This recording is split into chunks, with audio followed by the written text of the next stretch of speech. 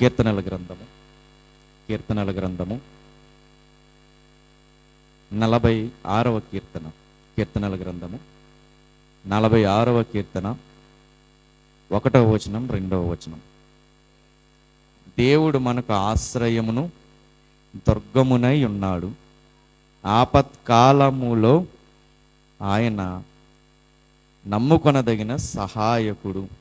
కావున భూమి మార్పు నొందినను, నడి సముద్రములలో పర్వతములు మునిగినను, వాటి జలములు ఘోషించుచు నురుగు కట్టినను, ఆ పొంగునకు పర్వతములు కదిలినను, మనము భయపడము.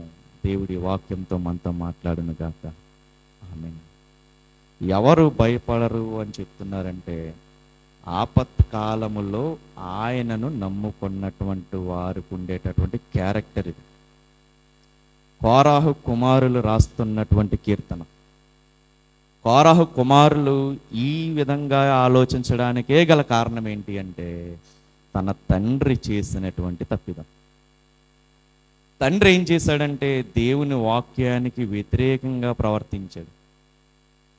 అందరూ దేవుడిని నమ్ముతూ ఉంటే కొంతమందిని ఏం చేశాడంటే, వాక్యం ప్రకటించబడుతున్న చోట, దేవుని కార్యాలు వెల్లడవుతున్న చోట వ్యతిరేకంగా పనిచేసినటువంటి ఒక తండ్రి ఆత్మ కుమారులకి ఎంతో బాధను కలగజేస్తుంది. ఒక రకంగా చెప్పాలి, సమాజంలో చిన్న చూపు చూడడానికి కారణమైంది ఒక తండ్రి చేసినటువంటి తప్పు. ఆ కోరాహు కుమారులు దేవుణ్ణి ఆశ్రయించి, ఎందుకంటే తండ్రి తప్పు చేశాడు, సమాజంలో ఉన్న వాళ్ళందరూ తండ్రిని బట్టి వీళ్ళని ఎలా చూస్తారు? అసలు పట్టించుకుంటారు? వీళ్ళ బాగోగులు చూసే వాళ్ళే ఉంటారు. ఆ బాగోగులు చూసే సమయం లేనప్పుడు, ఆ పరిస్థితులు లేనప్పుడు వీళ్ళు ఎవరిని ఆశ్రయించారంటే దేవుణ్ణి ఆశ్రయించారు. ఏ దేవుణ్ణైతే నా తండ్రి వ్యతిరేకించి మాకు ఈ పరిస్థితి తీసుకొచ్చాడో, ఇప్పుడు మేము కూడా వ్యతిరేకించామంటే మా తర్వాత తరం ఏమవుద్ది? ఇదే పరిస్థితిని అనుభవిస్తారు. అలా కాకుండా నిజమైన దేవుడు ఒక ఆయన ఉన్నారు, ఆ దేవుణ్ణి గనక మనం ఆశ్రయిస్తే మనం ఉన్న స్థితిలో నుంచి దేవుడు ఉన్నతమైన స్థితిలో పెట్టగలడు అని తీర్మానం తీసుకుని దేవుని వెంబడించినటువంటి కుమారులు వీళ్ళు. ఎంత త్యాగం చేశారంటే, ఒక రకంగా చెప్పాలంటే, అందరూ వ్యతిరేకిస్తున్నా కానీ ఆల్రెడీ మీ తండ్రి వ్యతిరేకించాడు కదా దేవుడిని, మీరేంటి మరలా దేవుడిని ప్రకటిస్తామంటున్నారు అంటున్నా కానీ వీళ్ళు ఏమాత్రము కూడా వెనకడుగు వేయకుండా, మా తండ్రి చేసిన తప్పు మేము చెయ్యం అంత తీర్మానం చేసుకున్నారు. ఎందుకంటే వీరికి అర్థమైంది, ఏమర్థమైందంటే, మనం ఆరాధించే దేవుడు లేదా మన తండ్రి వ్యతిరేకించినటువంటి దేవుడు ఎలాంటి ఆయన అంటే, మన ఉన్న స్థితిలో నుంచి ఉన్నతమైనటువంటి స్థితిలోకి చేర్చేటటువంటి దేవుడు. దేవునికి స్తోత్రం.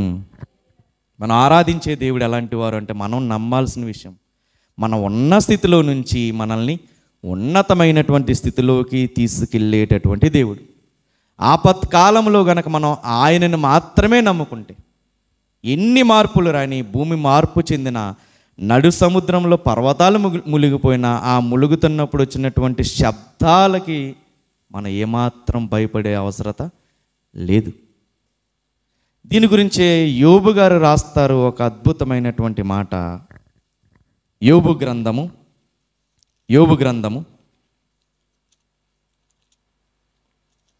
5వ అధ్యాయము, యోబు గ్రంథం 5వ అధ్యాయము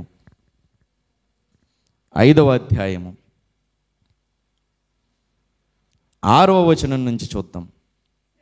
శ్రమ ధూళిలో నుండి పుట్టదు, బాధ భూమిలో నుండి మొలవదు. నిప్పురవలు పైకి ఎగురునట్లు నరులు శ్రమానుభవమునకే పుట్టుచున్నారు. సరిపోతుంది. కొంచెం విచిత్రంగా అనిపించేటటువంటి మాట, కాకపోతే యథార్థమైనటువంటి మాట. ఏమని రాయబడింది ఇక్కడ? శ్రమ ధూళిలో నుండి పుట్టదు, బాధ భూమిలో నుంచి మొలవదు. నిప్పురవలు పైకి ఎగురునట్లు నరులు శ్రమానుభవమునకే పుట్టుచున్నారు. సాధారణంగా మనుషులుగా ఉన్నటువంటి మనము ఎప్పుడు ఏం కోరుకుంటాము? నేను కానీ, నా కుటుంబం కానీ, నా రక్త సంబంధికులు కానీ, నా బంధువర్గం కానీ ఎప్పుడు కూడా క్షేమకరమైనటువంటి పరిస్థితుల్లోనే ఉండాలని కోరుకుంటాం. ఒక వ్యక్తి పుట్టగానే లేదా ఒక చిన్న బిడ్డ పుట్టగానే మనం ఎంత సంతోషపడతాము? కానీ ఇక్కడ చూడండి ఏమంటున్నారు, నిప్పు రవ్వలు పైకి ఎగిరినట్లు నరులు శ్రమానుభవమునకే పుట్టుచున్నారు. మనకు సామెత ఉంటుంది, కష్టాలు మనుషులకు కాకపోతే గుడ్లకు వస్తాయా అని ఒక సామెత ఉంటుంది. ఆ సామెతలో ఉన్నట్టుగానే ఇక్కడ మనకి అనిపిస్తుంది. ఒక రకంగా చెప్పాలంటే దీన్ని బట్టి ఆ సామెత పుట్టిందేమో అనుకోవచ్చు. ఏమంటున్నా, నరులు శ్రమను అనుభవించడానికే పుట్టుచున్నారు. ఆ ముందు ఒక మాట రాయబడింది, నిప్పు రవ్వలు పైకి ఎగిరినట్లు. బాగా కాగుతున్నటువంటి నిప్పు రవ్వలు ఎలాగైతే పైకి వెళ్ళి పేలుతూ ఉంటాయో, అది పేలుతాయి, పైకి వెళ్తాయి అన్నది ఎంత నిజమో, మానవుడు పుట్టాడు అంటే దేనికి పుడుతున్నాడు? శ్రమను అనుభవించడానికి పుడుతున్నాడు అన్నది కూడా అంతే నిజం. ప్రతి ఒక్కరి జీవితంలో శ్రమలు రావు అన్నదానికి ఒక అద్భుతమైనటువంటి సంకేతం ఇది. ఆ వచ్చినటువంటి శ్రమల్లో మనం ఏం చేయాలన్నదే ఒక క్రైస్తవుడిగా మనం తీసుకోవాల్సినటువంటి నిర్ణయం. వాక్యాన్ని ఆధారం చేసుకుని మనం వెళ్ళవలసినటువంటి బాట ఏంటి అంటే, శ్రమలో మనకు వచ్చేటటువంటి ఆలోచనలు, ఆ శ్రమల్లో మనం తీసుకునేటటువంటి నిర్ణయాలు మనం భక్తిలో ఏ స్థాయిలో ఉన్నాము అనేది డిసైడ్ చేస్తుంది. ఎప్పుడు శ్రమ వచ్చినా మనం ఎవరిని ఆశ్రయించకూడదు. ఎవరిని ఆశ్రయించాలి? దేవుణ్ణి ఆశ్రయించాలి. అందుకే కింద రాయబడిన మాట, వాళ్ళు శ్రమానుభవమునికే పుడతారు. కానీ 8వ వచనం, అయితే నేను దేవుణ్ణి ఆశ్రయించుదను, దేవునికే వ్యాజ్యమును అప్పగించుదును. ఆయన పరిశోధింపజాలని మహాకార్యములను, లెక్కలేనని అద్భుత క్రియలను చేయవాడు. ఆయన భూమి మీద వర్షము కురిపించేవాడు, పొలముల మీద నీళ్లు ప్రవహింపజేయవాడు. అట్లు ఆయన దీనులను ఉన్నత స్థలములలో ఉంచును. ఎవరిని ఉంచుతారు? 8వ వచనాన్ని ఎవరైతే ఫాలో అవుతున్నామో ఆ ఫాలో అయ్యే వాళ్ళకి ఇచ్చేటటువంటి ఆశీర్వాదం. అయితే నేను దేవుణ్ణి ఆశ్రయిస్తాను.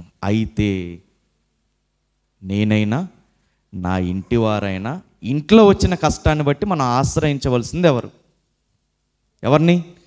దేవుణ్ణి ఆశ్రయించాలి. కాకపోతే మన దైనందిన జీవితంలో మనం చేసేటటువంటి ఒక తప్పు ఏంటి అంటే, ఎప్పుడు ఇంట్లో కష్టం వచ్చినా మనం చెప్పుకునేది ఎవరికి చెప్పుకుంటాము? దగ్గరగా ఉన్న వాళ్ళు అనుకునే వాళ్ళకి మనం చెప్పుకుంటాం. కానీ వాక్యం సెలవిస్తుంది, ఏ కష్టం మనకు వచ్చినా మొట్టమొదట మనం ఆశ్రయించవలసింది ఎవరిని?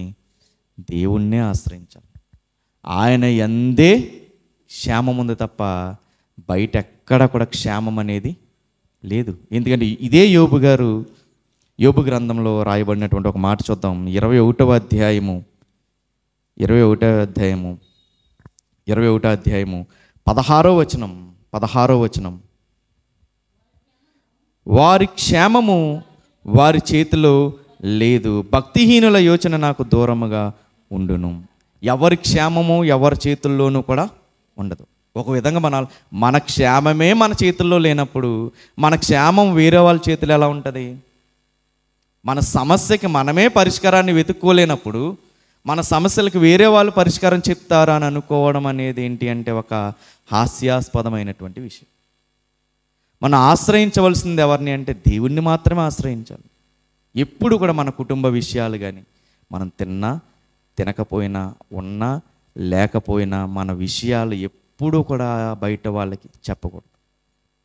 సాధారణంగా కుటుంబాన్ని నడిపించేటటువంటి యజమానురాలకు ఉండవలసినటువంటి లక్షణం ఏంటి అంటే, ఒకవేళ ఇంట్లో పరిస్థితులు బాగాలేనప్పుడు మనం ప్రతి ఒక్కరికి కూడా పోన్లే నా మీద జాలి పడతారేమో అని చెప్పి మన ఇంట్లో ఉన్న పరిస్థితులకు ఎవరికి పడితే వాళ్ళకి కనపడిన ప్రతి ఒక్కరికి కూడా చెప్పకూడదు. అది వాక్యం సెలవిస్తున్నమాట. ఎవరితో చెప్పుకోవాలి? వ్యాజ్యాన్ని ఎవరికి అప్పగించుకోవాలి? దేవుడికి అప్పగించుకోవాలి. ఈరోజు ఒక వారం రోజుల నుంచి ఇంట్లో కుటుంబ యజమాని సరైనటువంటి పని లేదు. ఏం చేయాలి? కుటుంబ యజమానురాలుగా ఏం చేయాలి? ఇంట్లోనే ఉంటున్నాడు, ఎక్కడికి పనికి వెళ్తలేదని ఆ ఇంట్లో కూర్చున్న ఆయనతో ప్రతిసారి అంటూ ఉంటే ఆయనకి ఎలా ఉంటుంది? అరే ఇన్ని నెలలు కష్టపడ్డాను కదా, ఒక్క వారం రోజులు పని లేకపోతుంటే ఇటువంటి మాటలు వస్తున్నాయి ఏంటి అని బాధపడే అవకాశం ఉందా లేదా?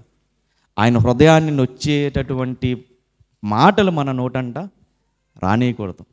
అయితే కుటుంబ యజమానురాలుగా చేయవలసినటువంటి పని ఒకటి ఉంది. మన వ్యాజ్యాన్ని, మన కష్టాన్ని, మన కుటుంబ పరిస్థితిని ఎవరికి చెప్పుకోవాలి? దేవుడికే చెప్పుకోవాలి. ఎవ్వరు వచ్చినా కానీ ఎవ్వరితోనూ కూడా మన కుటుంబ పరిస్థితులు పంచుకోవడానికి వీలు లేదనే వాక్యం చెప్తుంది. మంచి చేసేవారు, అవకాశాన్ని కల్పించేవారంటే ప్రార్థనాపూర్వకంగా మనం ప్రార్థన చేసుకుని పలానా వ్యక్తికి మనం వెళ్తే దేవుడు ఆయన హృదయాన్ని కనికరించి మార్గాన్ని తెరవచ్చేమో. కానీ ఎవరికి పడితే వారికి చెప్పేటటువంటి పని మనం పెట్టుకోకూడదు. ఎవరికి చెప్పుకోవాలి? ఎవరికి మొరపెట్టుకోవాలి? కీర్తనల గ్రంథం 81వ అధ్యాయం 7వ వచనం. ఆపత్కాలమునందు నీవు మొరపెట్టగా నేను నిన్ను విడిపించి తిని, ఉరుము దాగు చోటులో నుండి నీకు ఉత్తరమిచ్చి తిని. అక్కడ ఒకసారి మనం చదువుదాం. ఆపత్కాలమునందు నీవు అన్న ప్లేస్లో ఒక్కసారి మనం పేరు పెట్టి మనల్ని చదువుకుంటే దేవుడు సమాధానం ఇవ్వడా మనకి? నీవు అని ఉన్న చోట మన పేరుని మనం పెట్టుకుని కనుక చదువుకుంటే దేవుడు ఖచ్చితంగా మన సమస్యకి దేవుడు ఏం చేస్తాడు? పరిష్కారాన్ని ఇస్తాడు. ఎప్పుడు కష్టం వచ్చినా మనం ఏం చేస్తామంటే మనుషులను ఆశ్రయిస్తాం. ఆశ్రయించవలసింది మనుషులను కాదు. ఆ ఆశ్రయించినటువంటి వాళ్ళకి ఎటువంటి కార్యాలు చేస్తానని అంటున్నారంటే మరలా వద్దాం. యోబు గ్రంథము 5వ అధ్యాయము. యోబు గ్రంథము 5వ అధ్యాయము. మన దేవుణ్ణి ఆశ్రయించి ఆయనకే మన వ్యాజ్యాన్ని మనం అప్పగించుకుంటే ఆయన చేసే అద్భుతమైన కార్యం 9వ వచనం. ఆయన పరిశోధింపజాలని మహాకార్యములను, లెక్కలేనన్ని అద్భుత క్రియలను చేయవాడు. ఎవరైనా మనం బాగా నమ్మినటువంటి వ్యక్త, లేదా మన బాగా దగ్గర సంబంధం ఉన్నటువంటి మన బంధువా? ఎవరు ఆశ్చర్యకరమైనటువంటి కార్యాలు చేసే ఆయన? కంటికి కనపడినటువంటి ఒక ఆయన ఉన్నారు. ఆయనే దేవుడు. దేవుడు ఆత్మ గనుక ఆయన ఆరాధించే వాళ్ళు ఆత్మతోనూ సత్యముతోనూ ఆరాధించాలి. ఆ ఆత్మగా ఉన్నటువంటి దేవునికి మన వ్యాజ్యాలన్నీ అప్పగించుకోగలిగితే మనం ఒకటే అడుగుతాము. దేవుడు ఎన్ని చేస్తాడు? పరిశోధింపజాలని మహాకార్యాలు, లెక్కలేనన్ని అద్భుత కార్యాలు. మనుషుల్ని ఆశ్రయిస్తే జరిగేవా? ఇవి జరగవు. దేవుణ్ణి ఆశ్రయిస్తే మాత్రమే లెక్కలేనన్ని అద్భుతమైన కార్యాలను చేసే దేవుడు. మరి అలా బైబిల్లో ఎవరన్నా కష్టకాలంలో దేవుణ్ణి ఆశ్రయించినటువంటి వారు ఎవరన్నా ఉన్నారా అని మనం పరిశీలిస్తే హిజ్కియా గారు మనకు కనపడతారు. హిజ్కియా గారు చూద్దాం ఒకసారి. రాజుల 2వ గ్రంథము 2వ రాజుల గ్రంథము 19వ అధ్యాయము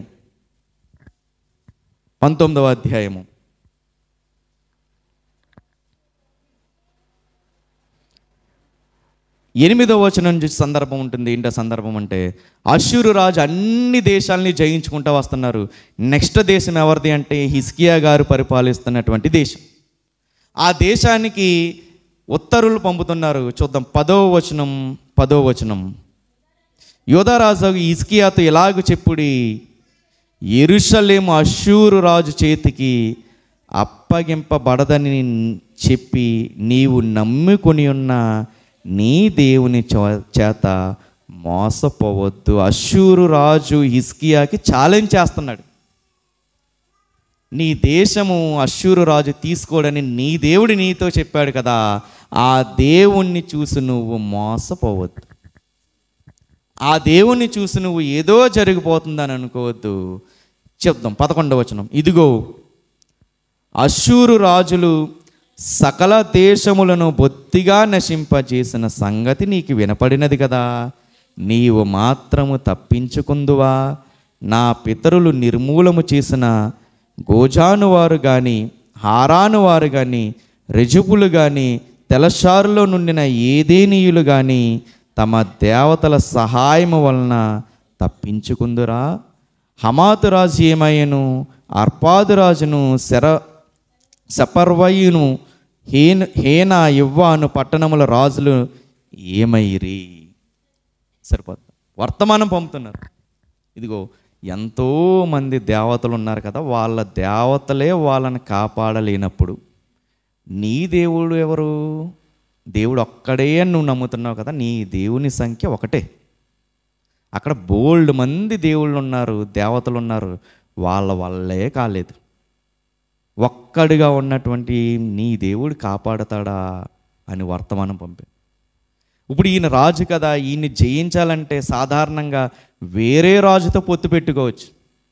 వేరే రాజుని ఆశ్రయించి, ఇంకో నా బలం సరిపోవట్లా, అశ్షూరియులను ఓడించడానికి నా బలం సరిపోదు, నా బలగం సరిపోదు, ఇదిగో నీ రాజ్యం నుంచి నాకు కొంచెం బలగాన్ని నువ్వు పంపించగలిగితే ఇదిగో నేను వాళ్ళ మీద జయించగలిగేటటువంటి, వాళ్ళ మీద నేను నగ్గగలిగేటటువంటి ఒక అవకాశం ఉంటుంది కదా అని వేరే రాజుని ఆశ్రయించవచ్చు.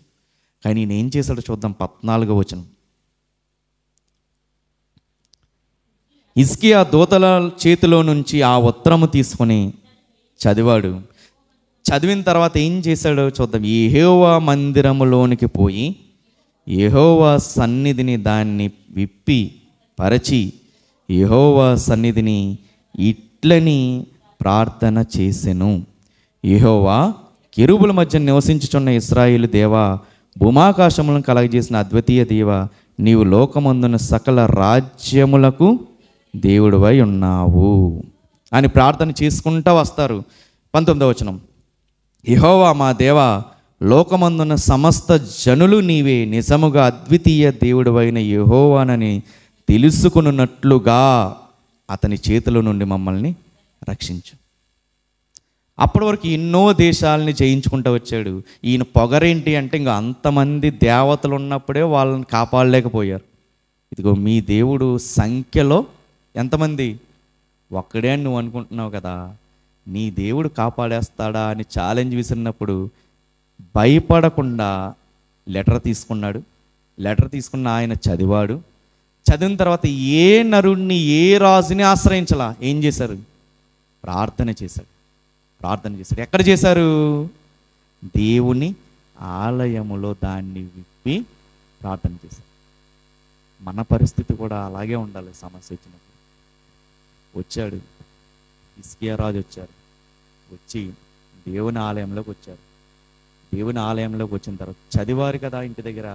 చదివిన ఆయన మరలా ఆ లెటర్ దేవుని ఆలయంలో విప్పి అందులో ఉన్న పరిస్థితులను ఎత్తి ఏం చేస్తున్నాడు? ఈయన ప్రార్థన చేస్తాడు. మనం కూడా మన దైనందిన జీవితంలో సమస్య వచ్చినప్పుడు ప్రార్థన ద్వారా దాన్ని జయించగలిగేటటువంటి శక్తి మనకి ఉండాలి. మనందరం క్షేమాన్నే కోరుకుంటాం. ప్రతి ఒక్కరూ ఆశపడేది ఏంటంటే అందరూ క్షేమంగా ఉండాలనే కోరుకుంటాం. ఆ క్షేమం ఎక్కడుంది? ఎక్కడుంది? కీర్తనల గ్రంథము వద్దాం మరలా ఇక్కడ. కీర్తనల గ్రంథము 16వ అధ్యాయము, కీర్తనల గ్రంథం 16వ అధ్యాయము 2వ వచనం చూద్దాం. నీవే ప్రభుడవు, నీకంటే నాకు క్షేమాధారమేదియు లేదని యెహోవాతో నేను మనవి చేయదని. ఇదే చేశాడా లేదా ఆయన? హిజ్కియా రాజు, నీవే ప్రభుడవు, నీకంటే నాకు క్షేమాధారం ఏది లేదు. హిజ్కియా రాజు కూడా ఇదే ఫాలో అయ్యారు. ఆయన ఇదిగో నీవే నాకు ఆశ్రయదుర్గము, నీవే నాకు క్షేమాధారం, నీవు తప్ప మమ్మల్ని రక్షించేవాడు ఎవరు కూడా లేదు. ఆ క్షేమాన్ని మనం పొందాలంటే నమ్మితే సరిపోద్దా? సరిపోదు. నమ్మిన వాళ్ళం ఏం చేయాలంటే ఆయన చెప్పినటువంటి ఆజ్ఞల ద్వారా మనం నడిచే వాళ్ళముగా మనం ఉండాలి. మొట్టమొదట ఏ కుటుంబమైనా క్షేమంగా ఉండాలంటే ఆ కుటుంబంలో హెడ్గా ఎవరు ఉండాలి? దేవుడే ఉండాలి. దావీదు గారు అంటారు, మన అందరికీ ఇష్టమైన కీర్తన 23వ అధ్యాయము ఆఖరి వచనం. నేను బ్రతుకు దినములన్నీ కృపాక్షేమములే నా వెంట వచ్చును, చిరకాలము యెహోవా మందిరంలో నేను నివాసము చేసేదను. నేను బ్రతుకు దినములు అన్నీ ఏమొస్తాయంట? కృపా క్షేమములు. ఎప్పుడు వస్తాయి? 1వ వచనాన్ని ఫాలో అయినప్పుడు వస్తాయి. ఏం ఫాలో అవుతుంది? యెహోవా నా కాపరి, నాకు లేమి కలుగదు. ఏ కుటుంబం అయితే దేవుణ్ణే కాపరిగా ఉంటారు, ఏ కుటుంబం అయితే ఆ కాపరిని ఆశ్రయిస్తుందో ఆ కుటుంబంలో ఎప్పుడు ఏముంటుందంట? కృప క్షేమములు ఆ కుటుంబం వెంటే వస్తున్నాయంటే మనం ఎవరింటికన్నా వెళ్ళామంటే అక్కడ కూడా ఉంటాయో ఉండవా? అంటే మనం ఎక్కడైతే అడుగు పెడతామో ఆ ఇంటికి కూడా ఎలా మారుస్తాడు దేవుడు? ఆశీర్వచనంగా మారుస్తాడు, ఆశీర్వాదానికి కారణంగా మారుస్తాడు. ఎవరు? ఆ కాపరిని ఆశ్రయించేటటువంటి కుటుంబానికి దేవుడిచ్చేటటువంటి ధన్యత. దేవుడు అట్టి ధన్యతని మనందరికీ దయచేయాలంటే ఏం చేయాలి? మనం కూడా ఆయన్నే కాపరిగా ఎంచుకోవాలి. అది మొదటిది, మనం క్షేమంగా ఉండాలంటే. రెండవది ఏంటి? ఆయన సన్నిధిలో మనం ఎలా ఉండాలి? ప్రార్థించేవారుగా మనము ఉండాలి. అదే చేస్తున్నారు ఈయన. వద్దాం మరలా రాజుల 2వ గ్రంథము 19వ అధ్యాయము. రాజుల 2వ గ్రంథం 19వ అధ్యాయము 19వ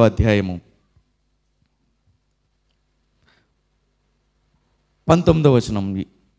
అందరూ తెలుసుకోవాలి, వాళ్ళ చేతిలో నుంచి నీవు మమ్మల్ని విడిపించాలి. ఏ రాజుని ఆశ్రయించలేదు, ఏ మనిషిని ఆశ్రయించలేదు, కానీ ఆశ్రయించింది యెహోవా మందిరంలోనికి పోయారు. ఆ మందిరంలో ఆయన సన్నిధిని, ఆ లెటర్ని తెరిచి ప్రార్థన చేయడం. మనకు కష్టం వచ్చినప్పుడు కూడా ఇక్కడ ఉత్తరం తెరవడము అంటే మనం దేవుని మందిరంలో మన హృదయాన్ని మనము కుమ్మరించాలి.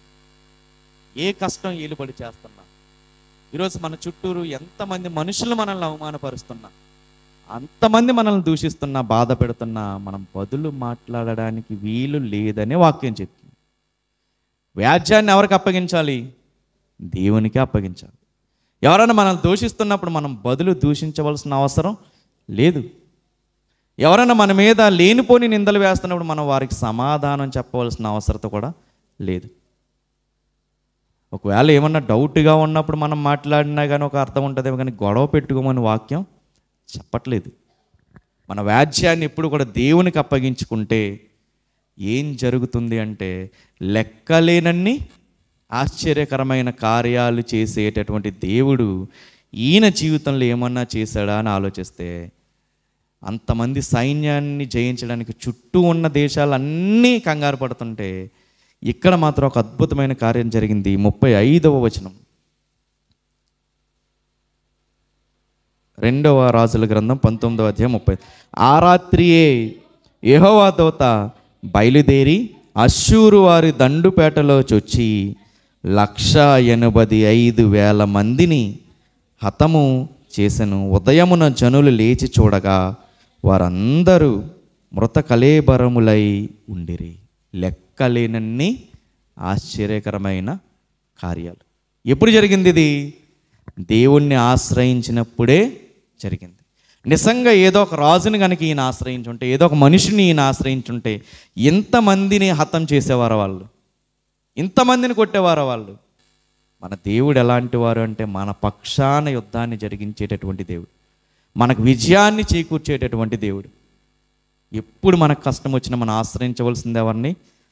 దేవుణ్ణే మనం ఆశ్రయించాలి తప్ప నరుణ్ణి ఎట్టి పరిస్థితుల్లోనూ కూడా మనం ఆశ్రయించడానికి వీలు లేదనే వాక్యం చెప్తుంది. అలా కాదని ఒకవేళ మనం నరుణ్ణే ఆశ్రయించినట్లయితే విజయం అనేది వస్తుందా? విజయం అనేది వస్తుందో రాదే అన్నది పక్కన పెడితే ఉన్నది కూడా మనకేమవుతుంది? ఉన్న కొంచెం కూడా ప్రార్థనా జీవితం అనేది, ప్రార్థన అనేది చాలా ఒక ఉన్నతమైనటువంటి క్రియ. మన అనుకున్న వాళ్ళు, మన రక్త సంబంధికులు ఒకవేళ దగ్గర లేకపోయినా వాళ్ళ క్షేమం కొరకు మనం ఏం చేయాలి? ప్రార్థన. మనం అనుకుంటాం ప్రార్థన వల్ల ఏమొచ్చేస్తుంది, ప్రార్థన చేస్తే జరిగిపోతుంది ఏంటి అని మనం అనుకుంటాం. కానీ ప్రార్థన వలన ఎన్నో అద్భుతమైనటువంటి కార్యాలు ఖచ్చితంగా జరుగుతాయి. ఎప్పుడైనా మన పిల్లల్ని మన స్కూల్కి పంపేటప్పుడు కూడా హడావిడిగా మనం రెడీ చేసి వాళ్ళని తొందరగా పంపేయడానికి ఒక 2 నిమిషాలు వాళ్ళకి ప్రార్థన చేసి అప్పుడు ఏం చేయాలి? స్కూల్కి పంపాలి. మరలా వచ్చిన తర్వాత మరలా ఏం చేయాలి? దేవా, ఈరోజు నా భర్తని, నా పిల్లల్ని క్షేమకరంగా మరలా తిరిగి ఇంటికి చేర్చే దాన్ని బట్టి నీకు స్తోత్రాలు. పంపేటప్పుడు ప్రార్థన చేయాలి, తిరిగి వచ్చిన తర్వాత కృతజ్ఞత కృతజ్ఞతాస్తుతులు చెల్లించాలి. ఎందుకంటే మనం చేసే ప్రార్థన మనం వాళ్ళకి తోడు మనం గేటు వరకే ఉండొచ్చేమో, మనం చేసే ప్రార్థన మాత్రం వాళ్ళ వెన్నంటే ఉండి వాళ్ళకి రక్షణ ఇస్తుంది. పౌలు గారు కూడా ఆయన సేవా పరిచర్యలో ఎన్నో ప్రయాణాలు చేశారు. ఆ ప్రయాణాలు చేసిన ఆయన ప్రార్థన గురించి ఒక మాట అంటున్నారు, చూద్దాం. కొరింథీయులకు రాసిన రెండవ పత్రిక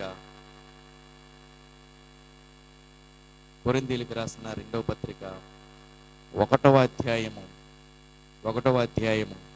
8వ వచనం. 1వ అధ్యాయము 8వ వచనం.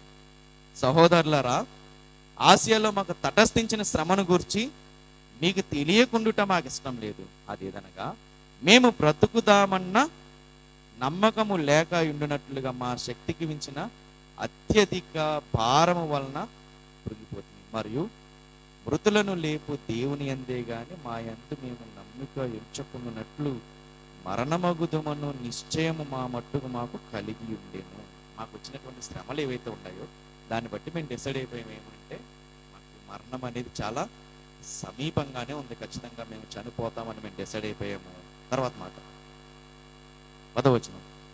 ఆయన అట్టి గొప్ప మరణము నుంచి మమ్మల్ని తప్పించాడు, ఇక ముందును తప్పిస్తాడు. మరియు మరియు ఏమనుంది? మా కొరకు ప్రార్థన చేయుట వలన మీరు కూడా సహాయము చేయుచుండగా ఆయన ఇంక ముందును మమ్మల్ని తప్పించునని ఆయన యందు నిరీక్షణ గలవారమై ఉంటుంది. ఇప్పుడు పౌలు గారు ఎంత పరిచర్య చేస్తున్నారంటే వెనకాల ఎవరి ప్రార్థన ఉంది? సంఘ ప్రార్థన. మన ఇంటి యజమాని బయటికి వెళ్ళి కష్టపడుతున్నాడంటే ఎవరు ప్రార్థనలు ఖచ్చితంగా వెనకాల? కుటుంబ యజమానురాలు ప్రార్థన ఖచ్చితంగా ఉండాలి. కుటుంబ యజమానుడి ప్రార్థన కూడా కుటుంబ యజమానురాలు పట్ల ఖచ్చితంగా ఉండాలి. ఆ ప్రార్థన ఒకవేళ మనల్ని మనుషులుగా ఎడబాపొచ్చేమో, కానీ ఆ ప్రార్థన మాత్రము ఎడబాపు. ఒకవేళ మనిషిగా మనం ప్రార్థన చేసి ఆయన పంపేస్తాం, ఆయనకి తోడుగా ఎవరు వస్తారు? మనం చేసినట్టు చిన్న ప్రార్థనే పెద్ద పెద్ద ప్రమాదాల నుంచి ఏం చేస్తుంది? కాపాడుతుంది. వీళ్ళ పరిస్థితి అదే. బ్రతుకుతామన్న ఆశ కూడా వాళ్ళకి లేదు. కానీ ఏది సహాయం చేస్తుందని పౌలు గారు సాక్ష్యం చెప్తున్నారు. ఇదిగో మా కొరకు మీరు చేసిన ప్రార్థన. 11వ వచనం. అందువలన అనేకుల ప్రార్థనల ద్వారా మాకు కలిగిన కృపవరము కొరకు అనేకుల చేత మా విషయమై కృతజ్ఞతాస్తుతులు చెల్లింపబడును. అనేకుల ప్రార్థన ద్వారా మాకు కలిగిన కృపావరము కొరకు. పౌలు గారు అంత పరిచర్య చేశారు అంటే వెనకాల ఒక బలము, ఒక ఆయుధము ఉంది. ఏంటి ఆయుధం? ప్రార్థన అనేటటువంటి ఆయుధము ఆయన్ని నడిపించుకుంటూ వచ్చింది. ఎప్పుడైనా కానీ మనం బయటికి వెళ్ళినప్పుడు ప్రార్థన చేసుకోవాలి, ఇంట్లోకి వచ్చినప్పుడు కూడా ప్రార్థన చేసుకోవాలి. కుటుంబ ప్రార్థన ఖచ్చితంగా ఉండాలి. కానీ ఏంటంటే మనకు ఉన్నటువంటి పరిస్థితులను బట్టి, మనం ఉన్నటువంటి బిజీగా ఉన్నామనుకునేటటువంటి ఆలోచనను బట్టి మనం ఏం చేస్తున్నాము? ప్రార్థనా జీవితాన్ని పక్కన పెట్టేస్తాం. కుటుంబ ప్రార్థన అనేది మన కుటుంబాల్లో ఏమవుతుంది? కరువు అయిపోతుంది. ఇప్పటి నుంచన్నా మనం ఒక ఆలోచన చేయాలి. ఏంటి ఆలోచన అంటే, కుటుంబాన్ని కట్టుకోవాలంటే ఏముండాలి? కుటుంబ ప్రార్థన అనేది ఖచ్చితంగా ఉండాలి. ఎందుకంటే ఆ ప్రార్థనే మనల్ని విజయ పదం వైపు నడిపిస్తుంది. ఆ ప్రార్థన అనేక ప్రమాదాల నుంచి మనల్ని కాపాడుకుంటూ వస్తుంది. మనం ఎవ్వరి మీద ఆధారపడవలసిన అవసరం లేదు. దేవునికే మనము మన వ్యాజ్యాన్ని అప్పగించుకుంటే మనం ఎవ్వరిని దూషించాల్సిన పని లేదు. అదే చెప్తున్నారు పేతురు గారు రాసిన మొదటి పత్రికలో. చూద్దాం. పేతురు గారు రాసిన మొదటి పత్రిక 2వ అధ్యాయము 23వ వచనం. 23వ వచనం. పేతురు గారు రాసిన మొదటి పత్రిక 2వ అధ్యాయం 23వ వచనం. ఆయన దూషింపబడి బదులు దూషింపలేదు, ఆయన శ్రమ పెట్టబడి బెదిరింపక న్యాయముగా తీర్పు తీర్చి దేవునికే తన్ను తాను అప్పగించుకొనెను. యేసుక్రీస్తు వారి గురించి చెప్తున్నటువంటి మాట. ఆయన దూషించబడ్డాడు, మరలా ఒక్క మాట తిరిగి అన్నారా? అనలేదు. ఆయన అందరూ కొట్టారు, మరలా ఆయన తిరిగి కొట్టారా? తిరిగి కొట్టారు. ఎవరికి అప్పగించేశారు? దేవుడికే యేసుక్రీస్తు వారు వాళ్ళని అప్పగించేశారు. ఆ అప్పగించిన ఆయన కూడా ఒక మాట అన్నారు, మరలా దేవా వీరు వారిని అదే మనమైతే ఏం చేస్తాము? ఎవరన్నా ఎంత హింసిస్తున్నాడు వీడిని చూస్తూ ఊరుకో. అది కాదు మనం చేయాలి, అక్కడ కూడా మనం దొరికేస్తాం. దేవా ఇదిగో నా పరిస్థితి ఇలా ఉంది, నీ చేతులకు అప్పగిస్తున్నామంటే తీర్పు తీర్చే అధికారం ఎవరికి ఉంది? దేవుడికి మాత్రం. ఏ సమయంలో ఎవరికి ఎలా బుద్ధి చెప్పాలో దేవుడు ఏం చేస్తాడు? అలాగే బుద్ధి చెప్తాడు. మనము ఆలోచించవలసినటువంటి విషయం ఏంటంటే, ఒకవేళ ఈ వాక్యం అయితే మన జీవితంలో యోబు గారు లాంటి శ్రమలు ఉన్నాయి, యోబు గారికి వచ్చినటువంటి శ్రమలు ఉన్నాయి. అందరూ మనల్ని దూషిస్తున్నారేమో, అందరూ మనల్ని అవమానిస్తున్నారేమో, బాధ పెడుతున్నారేమో. ఎవరైతే మనల్ని బాధ పెట్టారో వాళ్ళ కళ్ళ ముందే దేవుడు ఏం చేస్తాడు? మనల్ని ఉన్నతమైన స్థితిలోకి దేవుడు ఖచ్చితంగా చేరుస్తాడు. ఆరాధించే దేవుడు ఉన్న స్థితిలో నుంచి ఎక్కడ పెడతాడు? మనల్ని ఉన్నతమైనటువంటి స్థితిలో పెట్టేటటువంటి దేవుడు.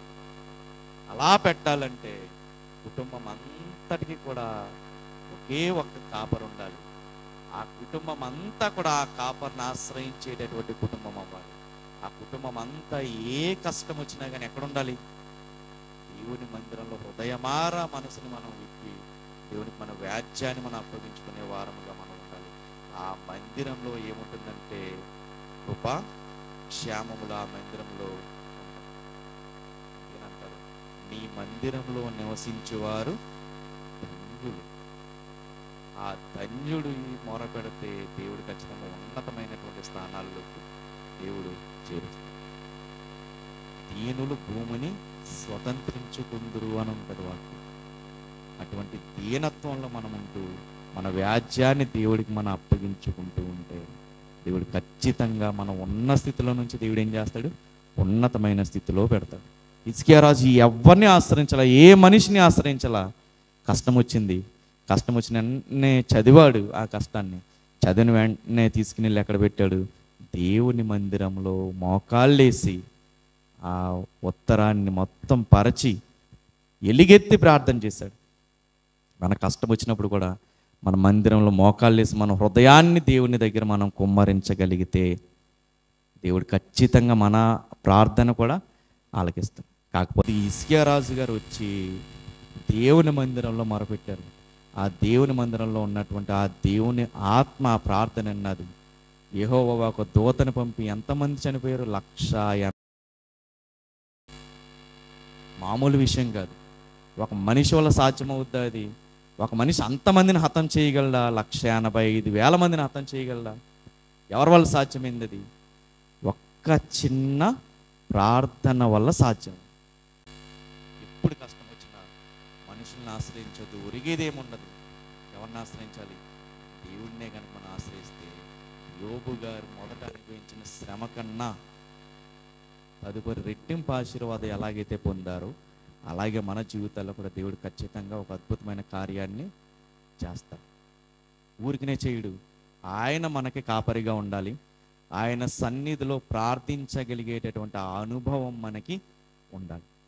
దేవుడి కొద్ది మాటలు మనం ఇంట్లో ఫలింప చేయనుగాక.